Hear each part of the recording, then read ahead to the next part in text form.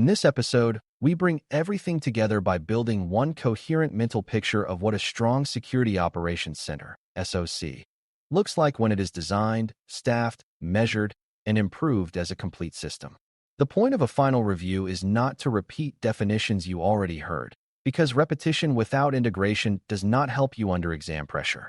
Instead, we are going to connect each major objective into a single operating model you can visualize and reason with, even when a question is phrased in a tricky way. A mature operating model is a cycle where planning informs detection, detection informs response, response informs learning, and learning informs the next cycle of planning. When you can describe that cycle clearly and explain why each piece exists, you stop relying on memorized fragments and start answering from a stable understanding of how operations actually work. That is the skill this certification expects you to demonstrate, even when the questions are written in unfamiliar language. Before we continue, a quick note. This audio course is a companion to our course companion books. The first book is about the exam and provides detailed information on how to pass it best. The second book is a Kindle-only ebook that contains 1,000 flashcards that can be used on your mobile device or Kindle. Check them both out at cyber.author.me in the Bare Metal Study Guide series. A coherent model begins with purpose, because a SOC that does not have a clear purpose will measure the wrong things, chase the wrong signals, and overreact to noise. The purpose is not to close tickets or run tools, because those are activities that can be done efficiently while still missing real risk. The purpose is to reduce uncertainty about threats, detect meaningful harmful behavior early, coordinate response decisions that limit impact, and continuously improve so tomorrow is safer than today. When you anchor on purpose, every later objective becomes easier to place, because you can ask whether the objective increases visibility, increases decision quality, or improves operational consistency. Purpose also clarifies the relationship with the business, because a SOC exists to protect mission outcomes, not to pursue technical perfection in isolation. This is why the operating model must always translate security work into risk reduction and resilience, since those are the outcomes leaders ultimately care about. When you keep purpose at the center, you avoid the trap of building a busy operation that is impressive but ineffective.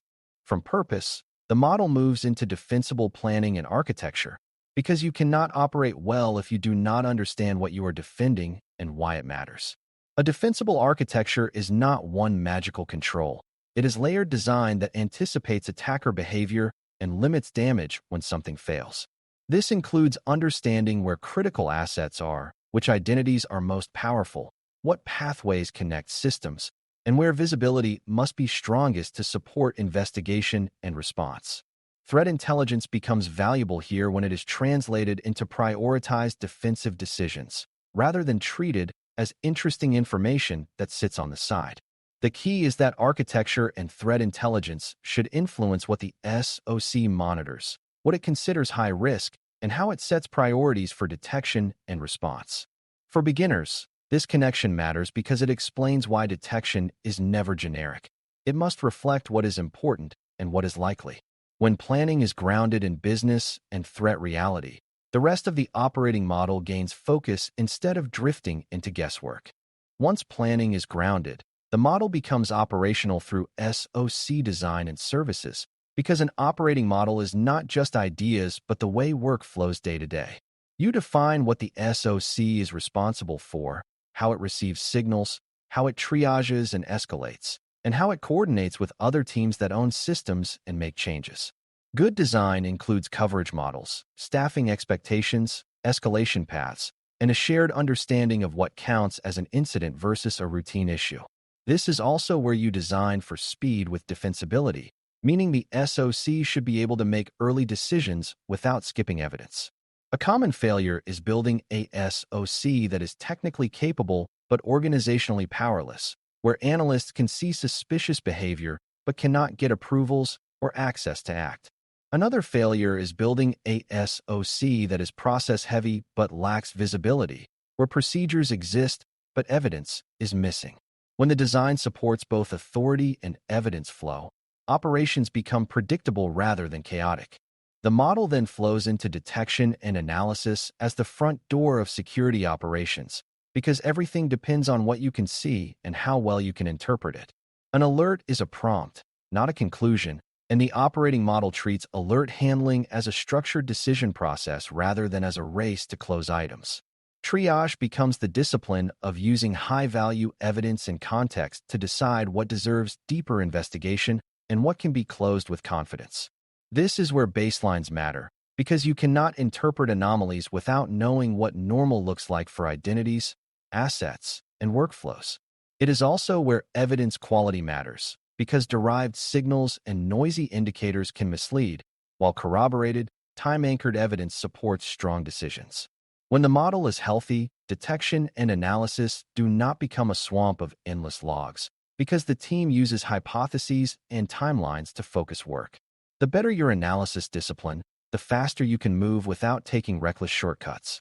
When suspicious behavior crosses the line into confirmed risk, the operating model moves smoothly into incident response, IR, because response is not a separate department of magic, but a continuation of evidence-driven decision-making under higher stakes.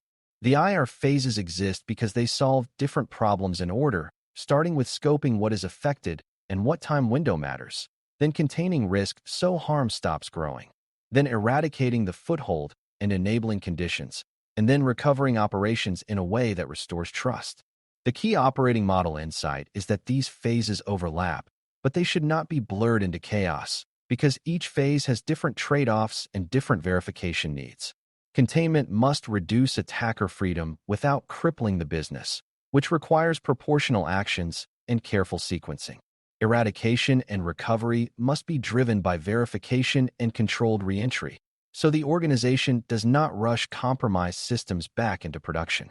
When response is connected to the same evidence discipline as detection, the model stays coherent instead of becoming reactive improvisation.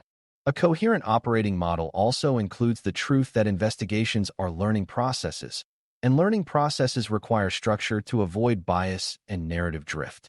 Hypotheses give direction without forcing premature certainty, because they are statements you test rather than stories you defend.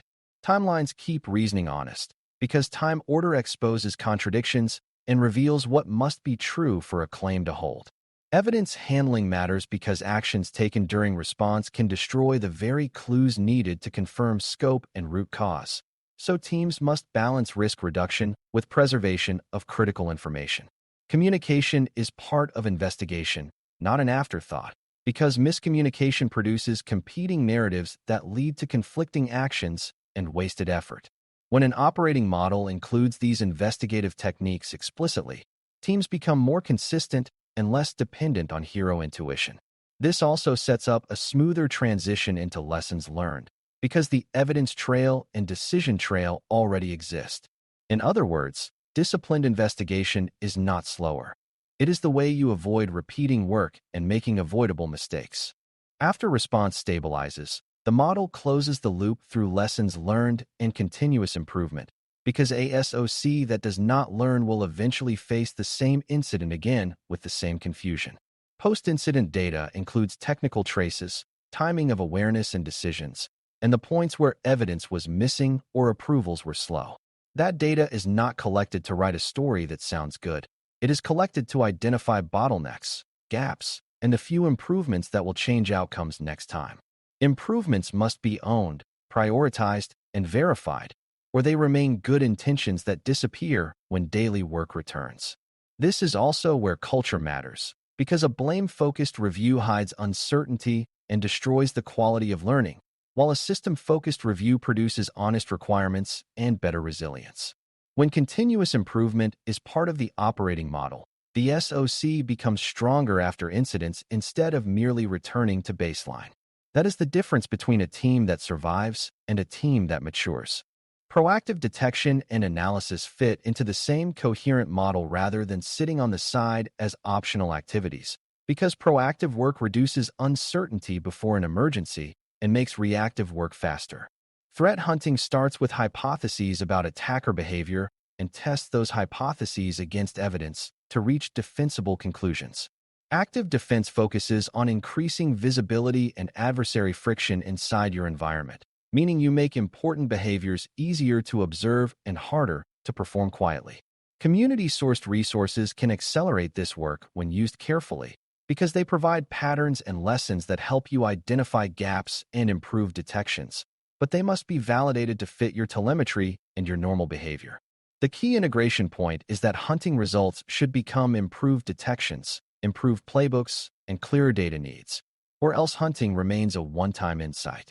When proactive work feeds operational change, it becomes a compounding capability rather than a recurring effort. In a coherent operating model, proactive work is how you reduce the number of surprises your team faces. Metrics and analytics then become the steering mechanism that keeps the operating model honest, because without measurement, teams can confuse activity with progress and drift into habits that feel productive but do not reduce risk. A metric is a measurement, while an analytic interprets patterns to explain causes, and the operating model needs both so it can decide what to improve next. The most important point is that the measures must reflect progress and effectiveness, not just volume, because volume can grow when detection is noisy or when visibility increases, and neither of those automatically means the SOC is better. A mature program balances time-based measures with quality measures, using segmentation so the story reflects severity and criticality rather than hiding everything inside one average. Analytics helps identify bottlenecks, such as handoffs that stall, noisy detections that waste time, or missing context that forces rework. When metrics guide decisions instead of serving as decoration, the SOC can plan improvements with evidence rather than with opinion. That is how maturity planning becomes continuous, not occasional. A strategic plan is the bridge from metrics to sustained operational change, and it belongs inside the operating model because improvement must survive beyond the enthusiasm of one meeting or one incident. A plan starts by translating measurement into a small set of diagnoses, such as detection quality problems, telemetry gaps, or process constraints, then defining outcome-focused initiatives with clear ownership and sequencing. Sequencing matters because many improvements depend on foundations, and doing advanced analytics on weak telemetry produces false confidence. Ownership matters because improvement work will be displaced by daily alerts unless someone is accountable for progress and coordination. Verification matters because plans can be written and celebrated without changing outcomes, so the plan must include checks that show whether bottlenecks actually shrank and whether quality stayed intact. Communication matters because leaders must trust the metrics and teams must respect them, or the plan will be treated as pressure rather than guidance. When planning is integrated into operations, the SOC becomes a learning system that can change course deliberately.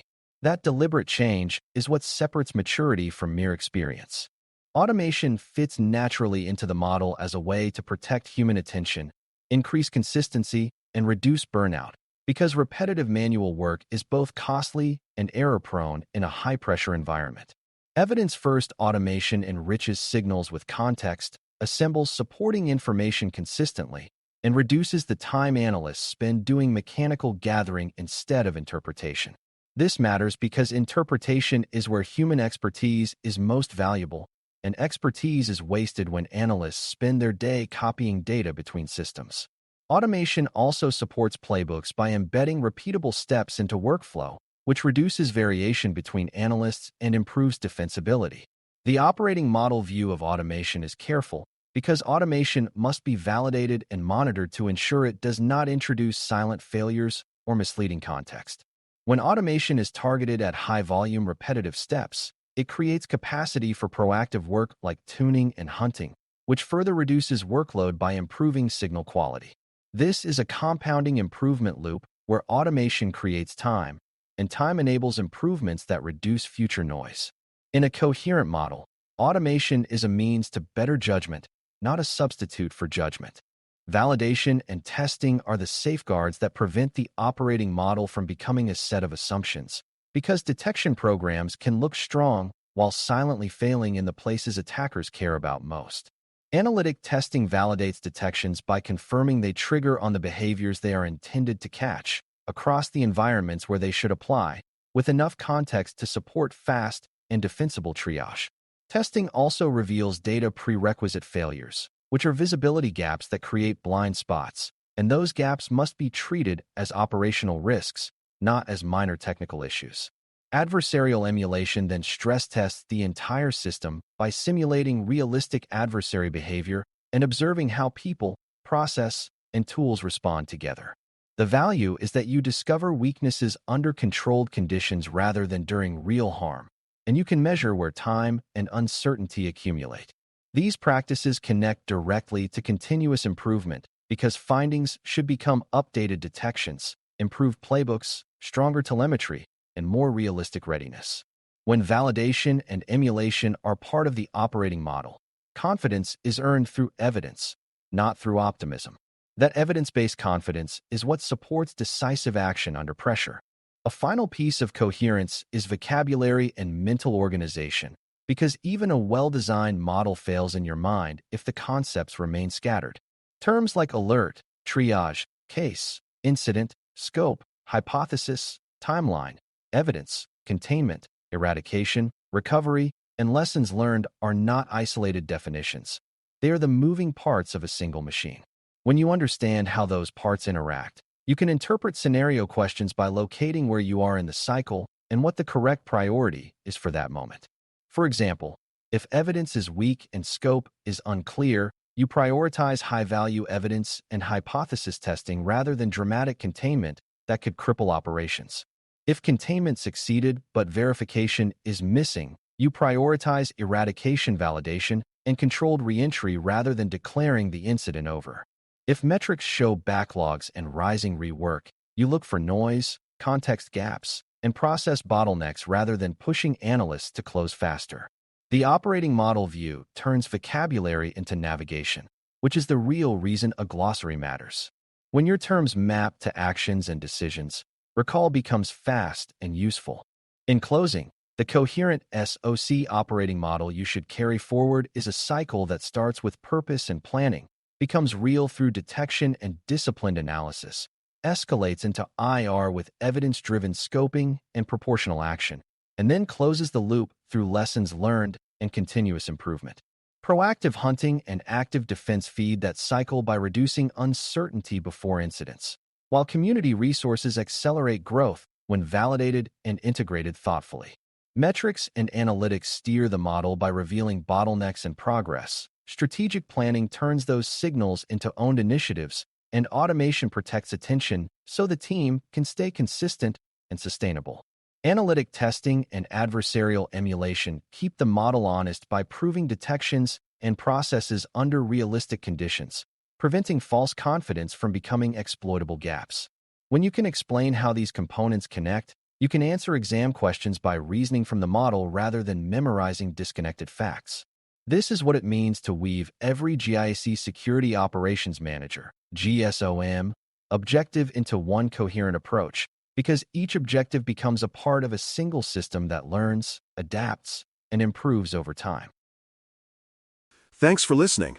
For more audio courses, daily newsletters, and more, please visit BareMetalCyber.com.